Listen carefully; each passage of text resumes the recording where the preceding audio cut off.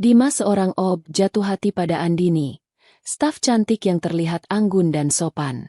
Namun cintanya dibalas tawa penghinaan. Ia ditolak mentah-mentah hanya karena statusnya sebagai OB. Namun di balik penampilannya yang biasa saja, ia menyimpan rahasia besar. Ia sebenarnya adalah CEO utama perusahaan itu, hingga suatu hari, rahasia besar itu terbongkar. Seluruh perusahaan terkejut saat mengetahui OB yang mereka remehkan ternyata adalah CEO utama. Tapi sebelum lanjut, saya doakan yang sudah subscribe channel Kisah Populer. Semoga sehat selalu, panjang umur, rezekinya lancar, dan yang punya hutang segera lunas. Yang belum subscribe, ayo buruan dukung sekarang juga. Dan jangan lupa komen, dari mana kalian nonton video ini. Yuk, kita mulai ceritanya. Pagi itu, matahari baru saja menembus jendela kaca tinggi gedung Arsena Corp, sebuah perusahaan raksasa yang dikenal bergerak di bidang teknologi. Para karyawan sibuk keluar masuk, sebagian dengan jas rapi dan sebagian lain dengan pakaian formal kantor. Di antara kesibukan itu, seorang pria sederhana dengan seragam abu-abu dan celana hitam lusuh terlihat mendorong kereta berisi alat-alat kebersihan. Namanya Dimas. Awas! Jangan sampai nyipratin air pel di sepatuku yang baru, ya? Seru seorang staf perempuan, sambil melirik sinis. Dimas hanya tersenyum kecil dan menundukkan kepala. Maaf, Mbak. Kebanyakan orang di kantor itu tidak memandang Dimas lebih dari sekadar seorang OB. Mereka sering meremehkannya, bahkan tak jarang memperlakukannya seenaknya. Tapi Dimas tidak pernah membalas. Ia tetap bersikap sopan, rendah hati, dan menjalankan pekerjaannya dengan penuh tanggung jawab. Namun, di balik wajah tenang dan sikap sederhana itu, ada sebuah rahasia besar yang tak seorang pun tahu. Dimas bukanlah OB biasa. Ia adalah Dimas Ardiansyah, pewaris utama sekaligus CEO sebenarnya dari Arsena Corp. Selama ini, ia tidak pernah menampakkan diri di depan publik. Seluruh perusahaan hanya mengenal nama CEO yang misterius, yang jarang muncul, dan semua urusan sehari-hari dijalankan oleh direktur serta manajer-manajer besar. Alasan Dimas menyamar sederhana tapi berat. Ia harus memenuhi keinginan neneknya, satu-satunya keluarga yang ia miliki. Sang nenek sakit-sakitan dan terus mendesaknya agar segera menikah. Nak, kau sudah mapan, punya segalanya. Nenek hanya ingin melihatmu berumah tangga sebelum menutup mata. Begitu pesan neneknya saat mereka berbicara di rumah sakit beberapa bulan lalu. Dimas mengangguk, tapi ia tahu masalahnya tidak sesederhana itu. Menikah dengan perempuan yang hanya menginginkan hartanya? Itu mimpi buruk baginya. Ia butuh istri yang tulus, yang mencintainya sebagai Dimas biasa, bukan sebagai Dimas sang CEO kaya raya. Maka ia membuat keputusan besar, menyamar sebagai OB di perusahaannya sendiri. Dengan cara ini, ia berharap bisa menemukan seorang perempuan yang benar-benar mencintainya apa adanya, bukan karena status atau harta. Namun, menjalani kehidupan sebagai OB bukanlah hal mudah. Ia harus menahan diri ketika direndahkan, mengabaikan hinaan, dan pura-pura tak berdaya di hadapan staf-staf yang bahkan setingkat manajer. Hari itu, saat ia sedang mengepel lantai lobi, dua pegawai muda melintas sambil berbisik. Kasihan banget, ya, gajinya pasti kecil. Mana kuat hidup di Jakarta? Hahaha, iya, OB cuma bisa jadi OB. Hidupnya pasti gitu-gitu aja. Dimas mendengar, tapi ia tidak tersinggung. Justru, ia tersenyum dalam hati. Kalau saja mereka tahu siapa aku sebenarnya. Pikirnya, di balik kesederhanaannya, ia punya kuasa yang bisa mengguncang hidup setiap orang di gedung itu. Tapi ia menahannya rapat-rapat, karena misi utamanya bukan menunjukkan kekuasaan, melainkan mencari cinta sejati. Dan Dimas tidak tahu, hari-hari ke depan akan mempertemukannya dengan perempuan yang akan menguji hatinya, sekaligus membuka rahasia yang selama ini ia simpan rapat-rapat. Sudah hampir 6 bulan Dimas bekerja menyamar sebagai OB di Arsena Corp. Hari-harinya dipenuhi pekerjaan sederhana, mengepel lantai, membersihkan toilet, mengantar dokumen kecil, hingga menyapu halaman depan. Meski banyak orang meremehkan, Dimas tetap menjalaninya dengan sabar. Di sela-sela kesibukannya, Pandangan Dimas sering tertuju pada seorang perempuan muda bernama Andini. Ia bekerja di bagian administrasi. Meja kerjanya berada di dekat pintu kaca besar lantai 2. Andini berbeda dari kebanyakan staf lainnya.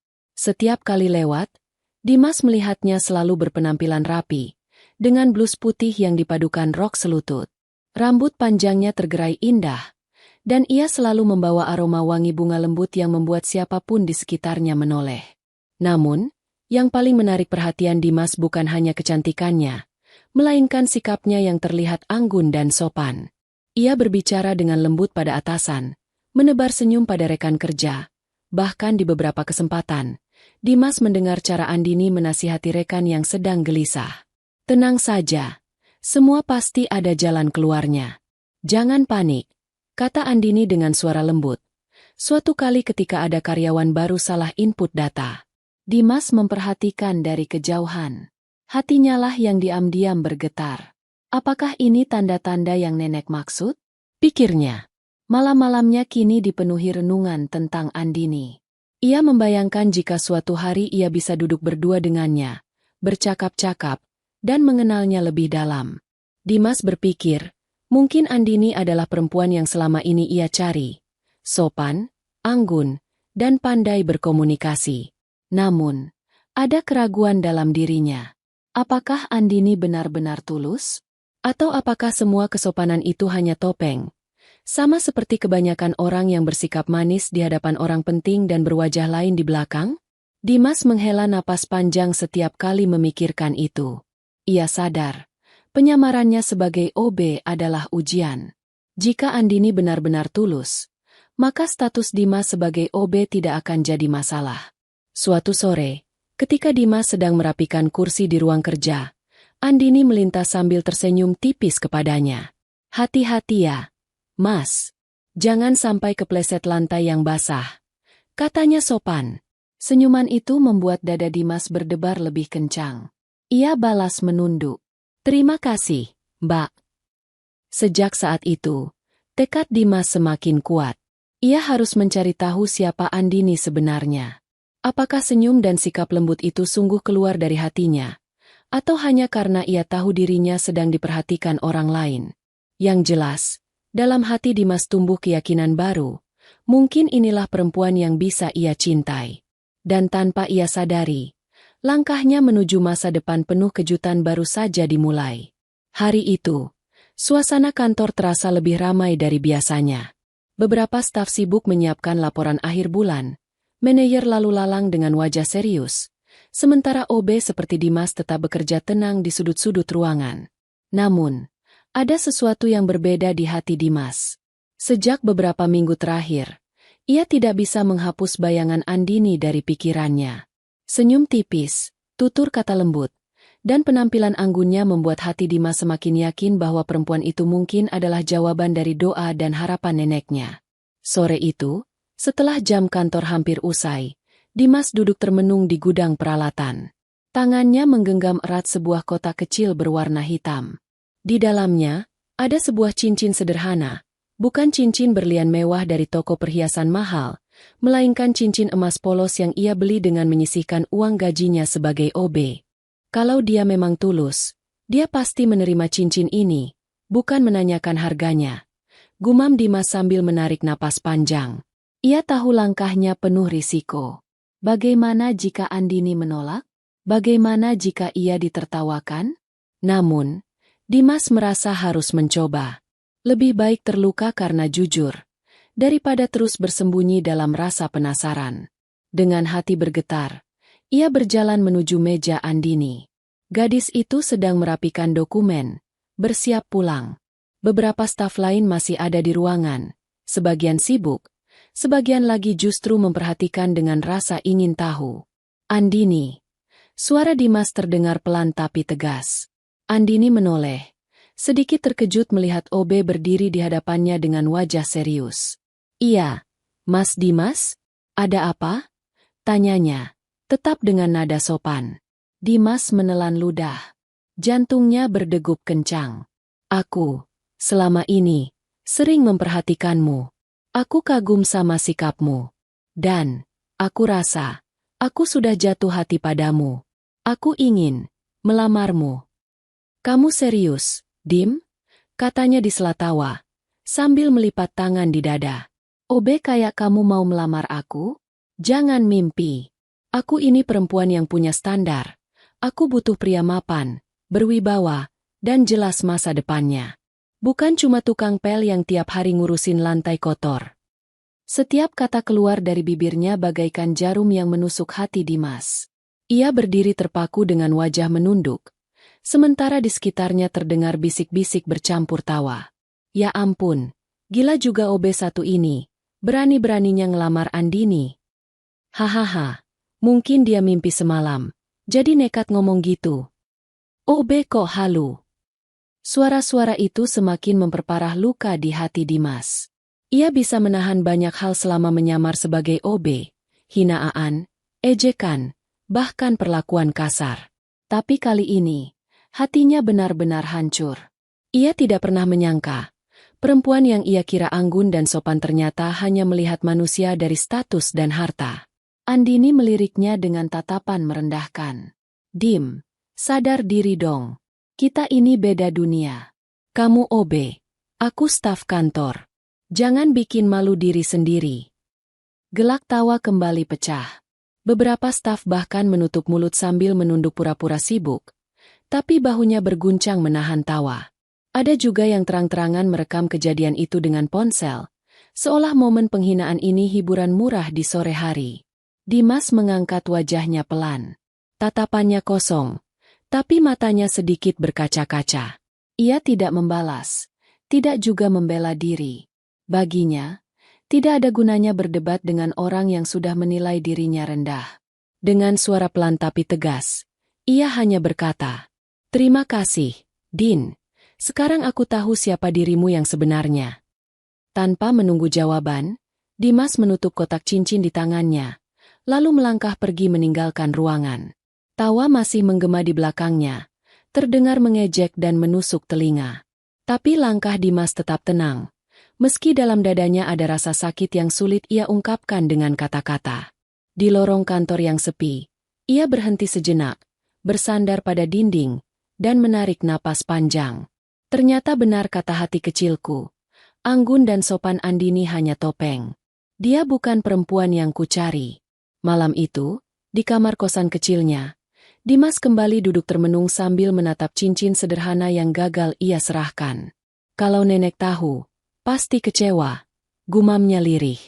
Namun, di balik rasa sakit itu, terselip satu keyakinan baru. Masih ada perempuan yang tulus di luar sana. Ia hanya belum menemukannya. Dan ia tidak tahu, takdir sebentar lagi akan mempertemukannya dengan seseorang yang benar-benar berbeda dari Andini. Seseorang yang akan menyembuhkan luka hatinya. Malam itu, lampu kamar kosan sederhana yang ditempati Dimas menyala redup. Kamar itu tidak lebih dari ruangan kecil berukuran 3 kali 4 meter, dengan ranjang single di pojok, meja kayu tua, dan lemari kecil yang catnya mulai terkelupas. Dari jendela, terdengar suara kendaraan lalu lalang di jalan raya. Dimas duduk di tepi ranjang, menatap kosong cincin sederhana yang masih tergeletak di telapak tangannya. Cincin itu seolah menjadi saksi bisu kegagalannya sore tadi. Bukan karena harganya yang murah, melainkan karena arti di baliknya telah dihina dan dipermainkan. Ia menghela napas berat. Kenapa ya? Orang-orang selalu menilai dari apa yang terlihat? Dari pakaian, pekerjaan, atau harta, bukan dari hati. Kata-kata Andini kembali terngiang jelas di telinganya. Aku butuh pria mapan, bukan cuma tukang pel. Setiap kali ia mengingatnya, dadanya terasa perih. Bukan karena Andini menolak, tapi karena ia sadar betapa salahnya menilai seseorang hanya dari penampilan luar. Perempuan yang selama ini ia kira anggun dan sopan, ternyata hanya pandai menjaga citra di depan orang penting, sementara hatinya kosong. Dimas lalu teringat wajah neneknya yang renta. Sosok wanita tua itu adalah satu-satunya keluarga yang tersisa. Sejak kecil ia diasuh penuh kasih sayang, dibimbing agar menjadi lelaki yang tidak hanya sukses, tapi juga berhati baik. Nek, kalau saja kau tahu apa yang kualami hari ini, mungkin kau akan sedih, bisiknya lirih. Matanya berkaca-kaca. Ia memandang ke langit-langit kamar, berharap menemukan jawaban. Aku bisa punya segalanya, Nek. Uang, kekuasaan, perusahaan besar. Tapi untuk hal yang paling sederhana, cinta yang tulus, kenapa rasanya begitu sulit? Keraguan mulai menyelimuti pikirannya. Apakah ada perempuan yang benar-benar mencintai seorang pria apa adanya? Bukan karena mobil mewah, jabatan tinggi, atau rumah besar, melainkan karena sosok pria itu sendiri? Malam itu, ia termenung lama.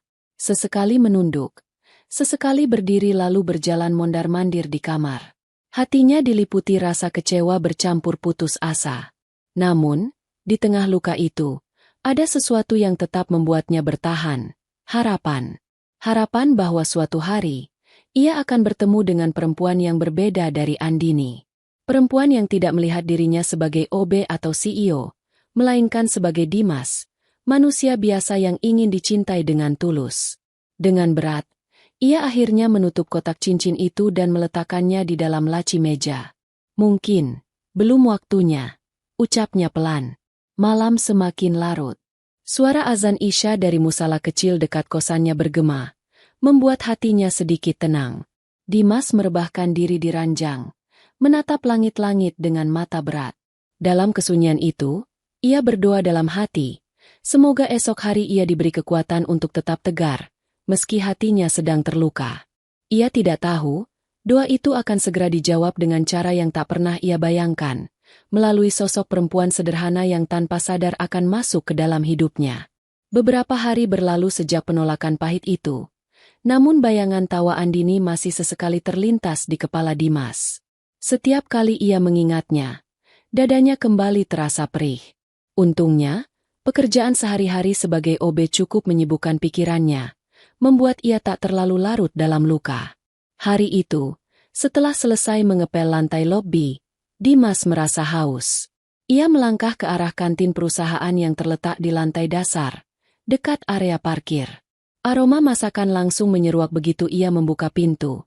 Wangi tumisan bawang, kaldu hangat, dan suara panci beradu dengan spatula.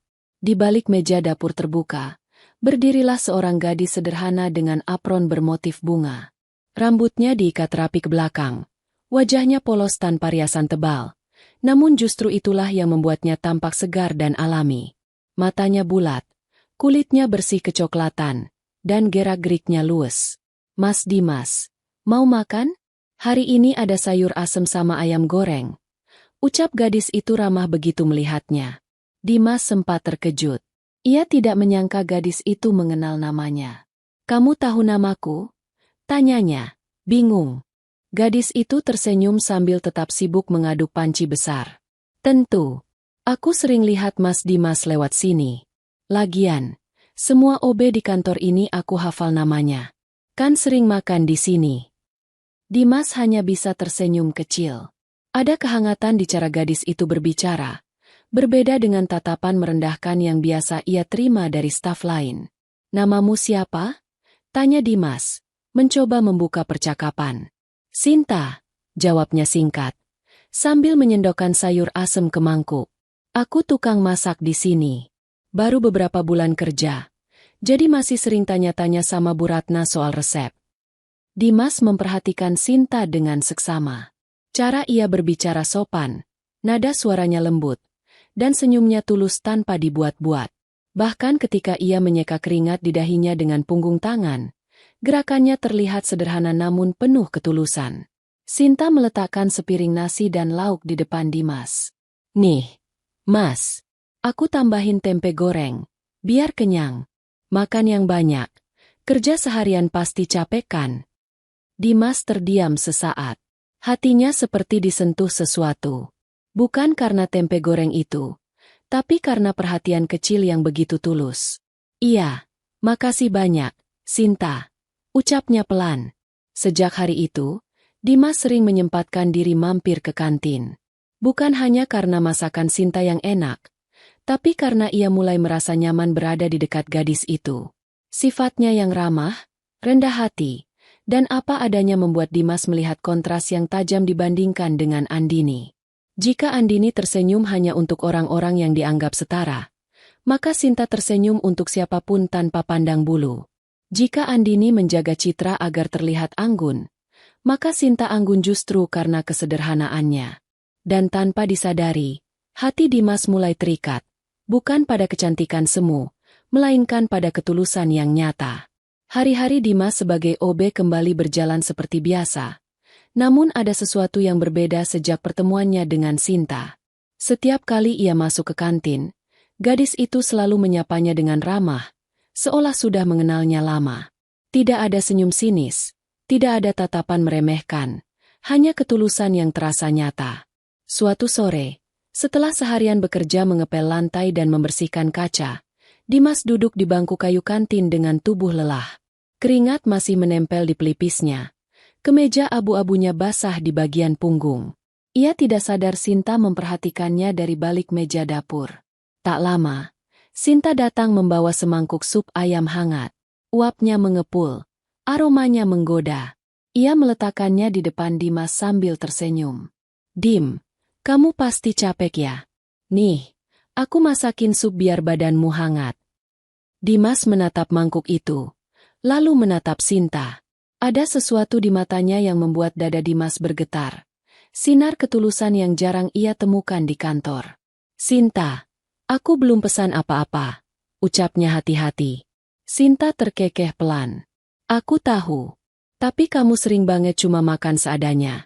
Kadang cuma nasi sama tahu. Aku nggak tega lihat kamu kerja keras tapi makannya nggak teratur. Anggap aja bonus dari dapur." Dimas terdiam. Ia bisa saja menolak, tapi senyum tulus Sinta membuatnya sulit berkata apa-apa. Dengan perlahan, ia menyuap sup itu. Hangatnya tidak hanya mengisi perut, tapi juga menenangkan hatinya. "Enak sekali," bisiknya tanpa sadar. Sinta tersenyum puas. "Syukurlah kalau suka. Masakan itu lebih nikmat kalau dimakan sama orang yang dihargai. Jadi jangan sungkan, Dim." Kata-kata sederhana itu menghantam hati Dimas lebih dalam daripada 1000 pujian palsu yang pernah ia dengar dari orang lain. Sinta tidak pernah peduli apakah ia OB atau direktur. Ia hanya melihat Dimas sebagai manusia biasa yang layak dihargai. Sejak hari itu, perhatian kecil dari Sinta terus mengalir. Kadang ia menyelipkan sepotong pisang goreng di piring Dimas. Kadang menambahkan lauk ekstra tanpa meminta bayaran. Pernah suatu kali, saat hujan deras, ia menyodorkan payung kecil kepada Dimas. "Jangan pulang basah-basahan, nanti sakit," katanya sambil tersenyum. Hal-hal kecil itu membuat hati Dimas semakin yakin. Ada sesuatu yang berbeda pada Sinta. Bukan kecantikan wajahnya saja, melainkan keindahan hatinya. Malam-malam Dimas kini terasa berbeda. Ia sering termenung di kamarnya, memikirkan gadis sederhana itu. Apakah mungkin dia yang selama ini kucari? Pikirnya. Dan tanpa ia sadari, benih cinta mulai tumbuh. Bukan dari penampilan, bukan dari status, melainkan dari kebaikan yang tulus. Hari-hari terus bergulir. Hubungan Dimas dan Sinta semakin dekat, meski keduanya tidak pernah mengakuinya secara langsung. Sinta selalu menunjukkan kepeduliannya lewat makanan hangat atau sekadar senyum tulus. Sementara Dimas merasa semakin nyaman setiap kali berada di dekatnya. Namun, di balik ketenangan itu, ada sesuatu yang mulai mengusik. Beberapa kali, Sinta tanpa sengaja melihat hal-hal yang tidak wajar dari seorang OB seperti Dimas. Suatu siang, ketika kantin sepi, Sinta keluar sebentar untuk mengantarkan makanan ke ruang manajer. Saat melewati lorong panjang lantai 3, ia terhenti. Dari balik pintu kaca yang sedikit terbuka, ia melihat Pak Surya, manajer keuangan yang terkenal keras dan arogan, sedang berbicara dengan Dimas. Namun yang membuat Sinta tercengang adalah caranya berbicara. "Baik, Pak, maksud saya, Mas Dimas. Semua laporan sudah sesuai instruksi. Saya pastikan tidak ada kebocoran dana sedikit pun," kata Pak Surya dengan nada penuh hormat, bahkan sedikit gugup. Sinta hampir tak percaya dengan apa yang dilihatnya. Bagaimana mungkin seorang manajer besar berbicara penuh hormat kepada OB? Biasanya, para staf bahkan tak segan meremehkan Dimas. Tapi ini terlalu janggal. Dimas tampak tenang, menanggapi dengan suara rendah tapi berwibawa. Bagus. Pastikan tidak ada kesalahan. Aku tidak mau dengar kabar buruk lagi. Mengerti? Pak Surya mengangguk berkali-kali, lalu buru-buru menyerahkan map tebal kepada Dimas. Setelah itu, Dimas kembali melangkah keluar dengan wajah datar, seolah tidak terjadi apa-apa. Sinta segera bersembunyi di balik dinding agar tidak ketahuan. Dadanya berdegup kencang. Ia berusaha meyakinkan diri, mungkin ia hanya salah dengar. Tapi matanya jelas melihat bagaimana seorang manajer menghormati OB kantor. Di lain waktu, kejadian serupa terulang. Kali ini Sinta melihat Pak Arif, kepala HRD, menundukkan kepala saat berbicara dengan Dimas di area parkir. Bahkan, ia sempat memanggilnya dengan sebutan, Pak, sebelum buru-buru mengganti menjadi Mas Dimas. Sinta makin bingung. Ada apa sebenarnya dengan OB itu? Namun, meski rasa penasaran berkecamuk, Sinta tidak pernah berani bertanya langsung pada Dimas. Ia takut menyinggung perasaannya atau malah membuatnya menjauh.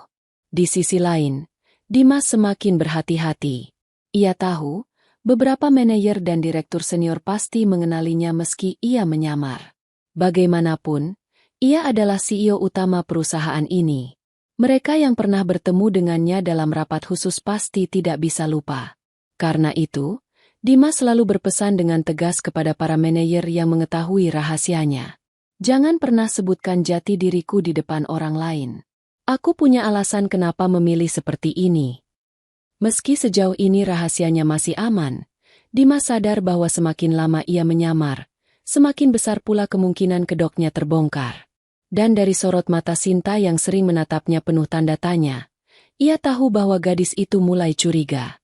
Namun, bagian dari dirinya justru berharap, jika suatu hari Sinta mengetahui kebenarannya, gadis itu tidak akan pergi.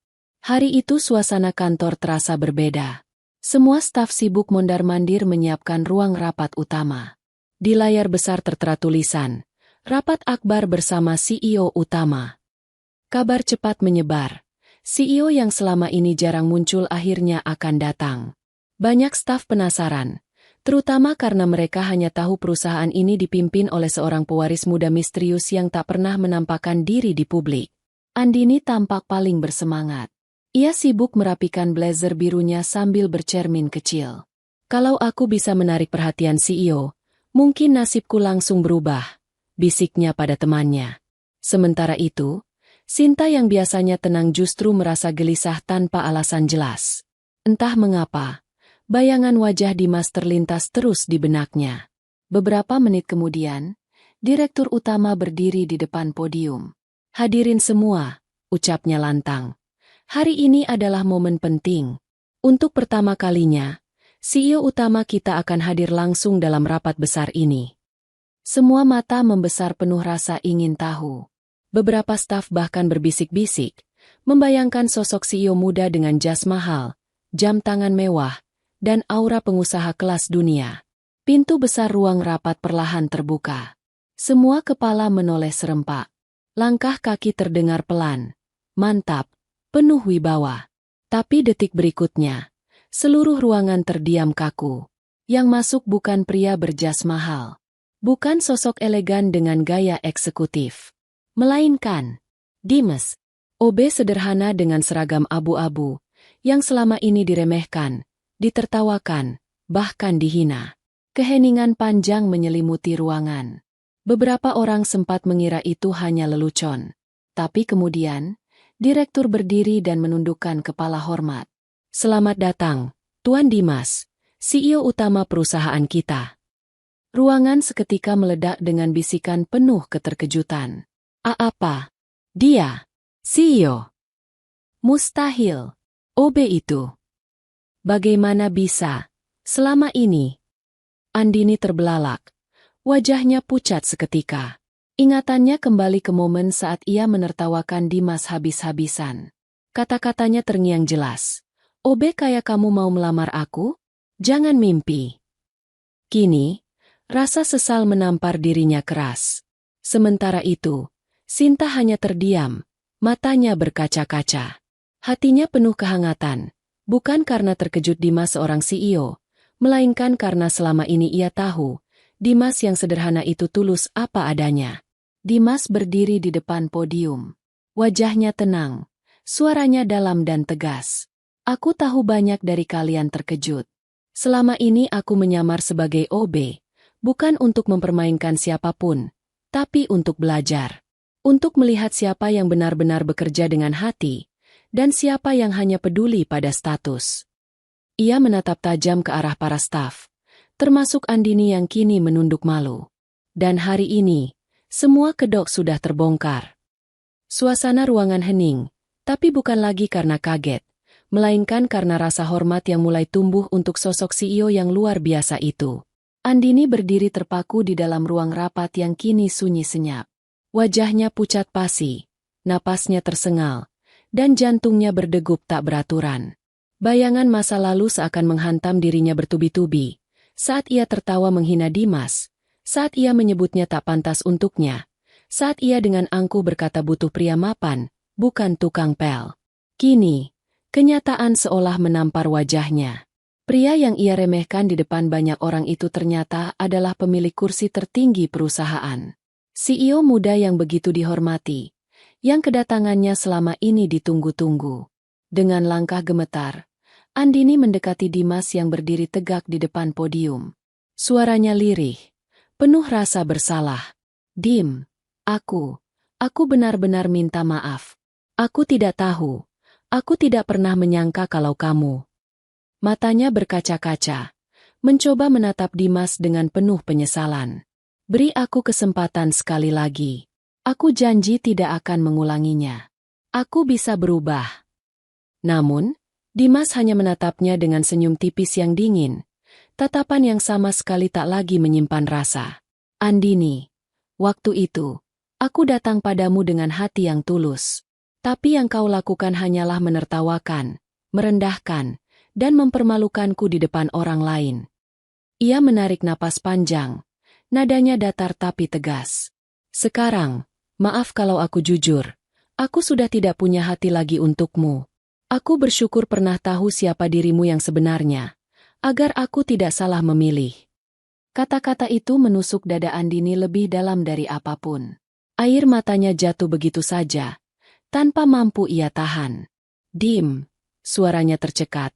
Aku benar-benar menyesal. Namun, Dimas hanya menggeleng pelan. Ia melangkah melewati Andini tanpa menoleh sedikit pun, meninggalkan perempuan itu dalam rasa hampa yang menyakitkan. Di sudut ruangan, Sinta memperhatikan semuanya.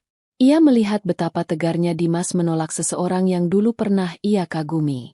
Tapi di sisi lain, ia juga bisa merasakan luka yang pernah ditorehkan Andini di hati Dimas. Dalam hati kecilnya, Sinta berdoa, semoga Dimas bisa menemukan ketulusan yang ia cari. Ruangan rapat yang sebelumnya penuh ketegangan kini hening. Semua pasang mata masih tertuju pada Dimas, sang CEO muda yang ternyata selama ini menyamar sebagai OB. Namun perhatian Dimas tidak lagi pada para staf, apalagi pada Andini yang terisak menahan penyesalan. Langkahnya mantap menuju Sinta, gadis sederhana yang selama ini hanya dikenal sebagai tukang masak di kantin perusahaan. Sinta berdiri kaku, wajahnya memerah, tak percaya bahwa pria yang ia kenal ramah dan rendah hati itu adalah pemimpin tertinggi perusahaan. Dimas berdiri tepat di hadapan Sinta. Tatapannya lembut, jauh berbeda dari ketegasan yang baru saja ia tunjukkan pada Andini. Suaranya bergetar, namun penuh ketulusan. Sinta, selama ini aku mencari seseorang yang bisa menerima diriku apa adanya, bukan karena jabatan atau harta. Dan di tengah semua keramaian, aku justru menemukannya padamu. Sinta terkejut. Tangannya refleks meremas celemek yang masih ia kenakan. Dim, aku. Suaranya lirih, hampir tak terdengar. Dimas melanjutkan, menatapnya penuh keyakinan. Engkau selalu memperlakukan aku dengan hormat meski kau tahu aku hanya OB. Engkau memberi makanan hangat tanpa mengharapkan balasan. Ketulusanmu membuatku sadar, kaulah yang selama ini aku cari. Ia mengulurkan tangan, wajahnya serius namun penuh kasih. Sinta, maukah kamu menjadi pendamping hidupku? Aku tidak butuh perempuan yang memandang harta. Aku butuh kamu, yang selalu tulus. Air mata menetes di pipi Sinta. Dadanya terasa hangat, seolah seluruh dunia berhenti berputar hanya untuk momen itu. Dengan suara bergetar, ia mengangguk pelan. Aku mau, Dim, dengan sepenuh hati. Spontan, ruangan rapat yang tadinya tegang meledak dengan tepuk tangan dari para staf. Ada yang bersorak bahagia, ada pula yang hanya bisa terdiam menyesal, terutama Andini yang kini benar-benar tersungkur dalam rasa hampa. Namun bagi Dimas dan Sinta, hanya ada mereka berdua di ruangan itu. Hati yang tulus akhirnya menemukan tempat untuk berlabuh. Beberapa bulan berlalu sejak kejutan besar di ruang rapat itu. Kini, perusahaan kembali digemparkan, bukan oleh urusan bisnis, melainkan oleh kabar bahagia. Sang CEO utama, Dimas Pratama, akan menikah. Yang membuat semua orang terperangah adalah sosok pengantinnya. Bukan seorang wanita dari kalangan elit, bukan anak konglomerat atau sosialita terkenal, melainkan Sinta, gadis sederhana yang setiap hari mereka lihat di dapur perusahaan, dengan celemek dan senyum tulusnya.